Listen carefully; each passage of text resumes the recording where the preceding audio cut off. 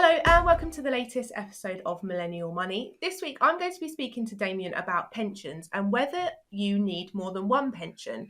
So I had a thought the other day. I currently have a workplace pension and I wondered, do I need another one? So Damien, should I get another pension alongside a workplace pension? I suppose the first thing I would say is you've got to think about why would you do it.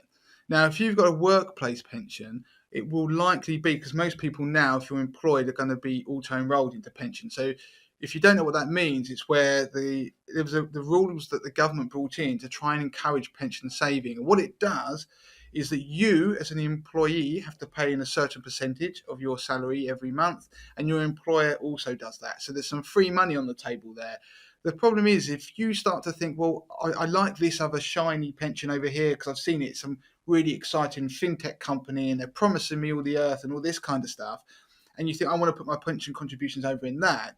Well, if you stop paying them into your employer's one, then you lose those employer contributions that have come alongside it. So generally speaking, if you're employed and you're auto-enrolled, if you're only putting in the sort of minimum amounts for auto-enrollment, then you've got to ask yourself, is it really worth moving elsewhere? It won't be. You might as well keep paying. Make sure you pay the minimum so you get your employer contributions. Also, some employers may match higher amounts just because there's the minimum rules under pension auto-enrollment. Some employers are more generous. So if you increase your contributions, they might increase them further. So look at the scheme you've got at work. It may be there are certain things you don't like in terms of the investment options. That has been a case where some people have been decided ultimately to be driven elsewhere and look at other pension schemes. But I just think as a loose rule of thumb, if your employer's paying in and you are paying in, then look at the investment options that are available to you under your company scheme.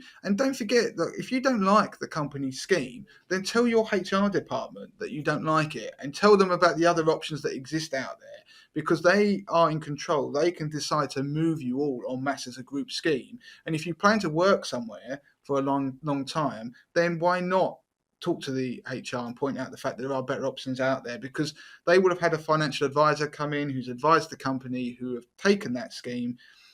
There's no reason why they can't review that decision at some point. So if I decide to keep my workplace pension, but I think I want a bit more for retirement, but I don't want to put any more in my workplace pension, can I have another pension? Yeah, you can, technically. Going back to, you have to look at the reasons why you might do that. I mean, some people might think they want to contribute because it's a pension that's not associated with their company, and therefore if they change jobs, they might decide that they might be about to go self-employed, so they're thinking about starting a pension that they can use and carry on paying into in the future. So there are reasons why people do it. There are other things you can do. You can instead choose to invest in stocks and shares ISA. You can still have investments. So fundamentally, the things they're investing in that sort of tax bucket, so think like a pension as a box, think of a stocks and shares ISA as a box. What goes in each box fundamentally can be the same thing. They just operate differently from tax perspective. With a stocks and shares ISA, you don't get that tax relief on the way in. So that tax that you get, so let's say a basic rate taxpayer, for every £100 that they put into, that goes into their pension in total, gross, well, they've actually only had to pay 80% of that because they get the tax relief on top. So there is a benefit for that with pensions, but you can't get it out until you're 55. For stocks and shares ISA, you don't get the tax relief, but you can take the money out whenever you want. So it can be it's a decision you've got to make about accessibility versus wanting to save for retirement. So it always goes back to the point of what you're trying to save for. And if you've got spare money and you don't want to lock it away for your retirement, then there are other options open to you.